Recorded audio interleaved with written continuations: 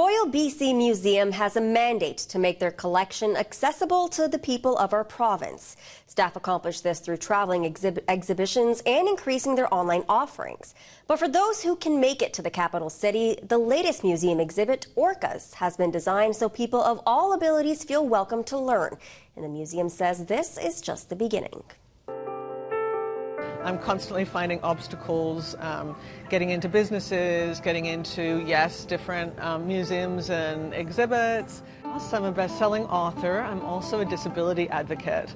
So for the last 6 years, I've had a condition called complex regional pain syndrome. It means that I use a wheelchair or a cane, and accessibility has become incredibly important for me in my life and also the life of my family, including my 10-year-old daughter. 22% of Canadians have a disability.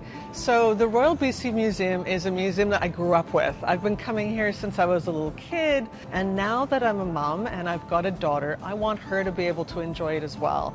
I really love the Orcas exhibit because they've been very careful to get accessibility right, and they've approached accessibility on a bunch of different levels. So there are some of the older exhibits, I understand they're going to be changing soon, that are not fully accessible, and I can't get my way through Old Town, for example, because I'm a wheelchair user.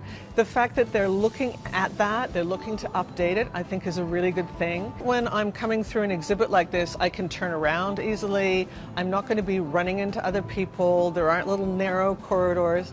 I love that they've actually put in braille panels in this exhibit. So if braille is your way of taking in information, it's there. We've got places in the exhibit where people can take a time out and have a sit. You've got the option of being able to kind of tuck yourself away and take some of it in, or be in these larger areas. I really appreciate that they have benches and seating. Particularly with the pandemic, a lot of that has been stripped out of public areas.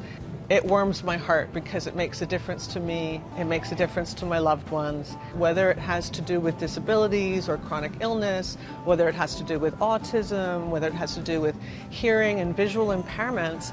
They're part of our communities, they're our friends, our loved ones, our colleagues, maybe our future selves. If we're building in universal design and accessibility from the start, then those people know that they're welcome. This Week in History, brought to you by the Royal BC Museum, bringing British Columbia's stories together.